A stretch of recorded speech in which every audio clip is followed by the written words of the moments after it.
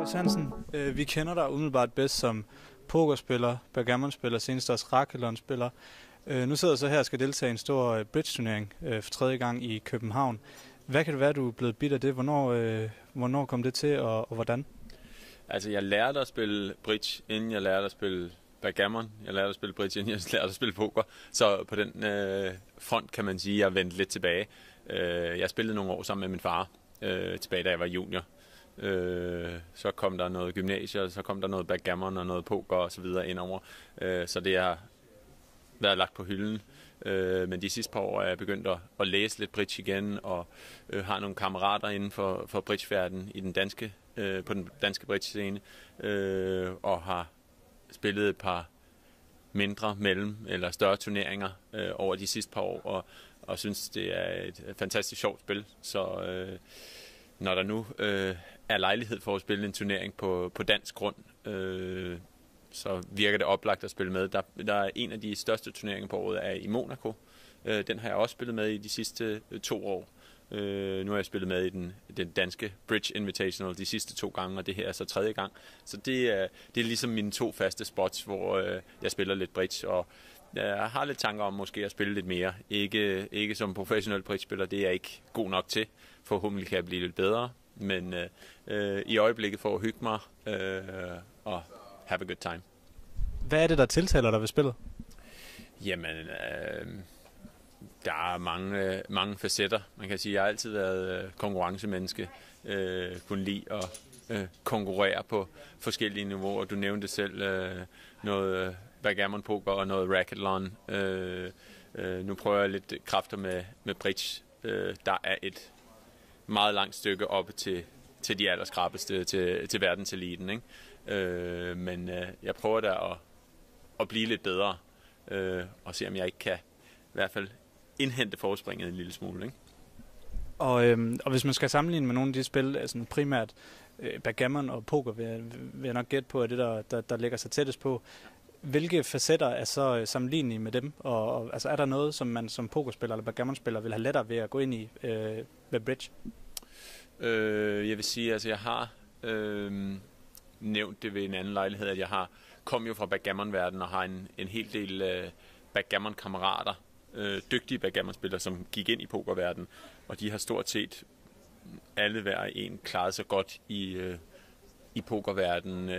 Deres analytical skills, som de har med fra backgammon, den lidt mere analyserende, studiemindet.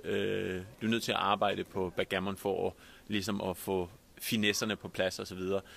Og den arbejdsomhed, den villighed til at lære, har de taget med i poker, og det har gjort dem til dygtige pokerspillere. Så hvis vi tager dem, som kom fra backgammon og gik til poker, hvis de også skulle prøve kræfter med bridgen, så tror jeg egentlig, de vil klare sig meget godt. Der er lidt mere i tvivl om dem, der bare kommer fra poker, og generelt er det, som jeg nogle gange beskriver, lidt dovne pokerspillere. For man skal arbejde på bridge. Man skal spille noget. Det er et partnergame. Du har en marker, som du er nødt til at aftale en masse systemer, detaljer sammen med. Og så er der selve spillet, hvor der er utrolig mange finurligheder. Så jeg vil hellere sige, at jeg kan måske tage noget af den tankevirksomhed fra bridge og føre over til poker. Dog er der en ting, som jeg har prøvet at overbevise bridgeverdenen om, det er, at der bliver bluffet for lidt i bridge. Jeg er ikke kommet afsted med det endnu, men vi får se. Og nu har du sådan da også investeret i den her bridge-maskine, hvis man kan kalde det Bridge Push More. Hvad kan det være? Jamen, jeg er jo kommet ind i det, som man ofte gør, fordi man kender nogen, som kender nogen. Og så kan det være, at man får et tilbud om at komme med, hvis man eventuelt har noget at tilføre. Jeg er med sammen med min manager, som har en stor viden inden for gaming-verdenen i det hele taget. Han har været med ved forhandlingsbordet om det, så hedder Full Tilt Poker Stars, etc. Så har han været med, så han har en masse input fra den verden, som i hvert fald kunne bruges i den her sammenhæng, nu vi snakker med min såkaldte bridge-investering. Så jeg er nok vil sige, jeg er lidt mere med som silent investor på grund af min managers gode erfaring, og fordi han ligesom sagde god for projektet. Og så er det sjovt at lave et projekt sammen med folk, du kender, og som du holder af, og som du stoler på. Så på den måde var der mange faktorer, der spillede ind, og forhåbentlig bliver det en succes. Og hvis vi også skal vende turneringen her, Copenhagen Bridge Invitational, så stiller du som sagt op for 3. gang i den her Pro-AM-turnering, som du vandt med din makker som handleren i første gang, du stillede op. Noget overraskende vil de fleste nok mene.